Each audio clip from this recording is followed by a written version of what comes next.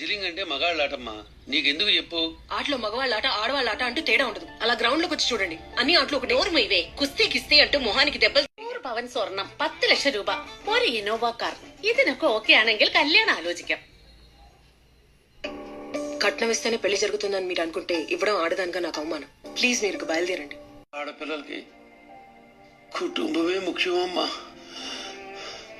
ఈ ఆశయం లక్ష్యం కుటుంబం తర్వాతేనమ్మా.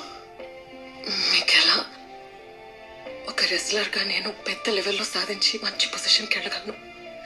నన్ను నమ్మండి. మనలాంటి మిడిల్ క్లాస్ వాళ్ళకి ఇవి పనికిరావమ్మా. నీ తాడు పుట్టింది కూడా ఉంది, దాని గురించి కూడా ఆలోచించాలి కదమ్మా. ఈ రెజ్లింగ్ మానేయమ్మా. నేనేదో నోరు జారి పుసుకుమని అనేసా. కూర్చొని మాట్లాడుకున్నాం. డబ్బు బంగారు వస్తువులు అడగడానికి ఇదేమైనా బిజినెస్? ఆనిగా అనుకుంటేలా మీరు మీ పిల్లని పెంచారు.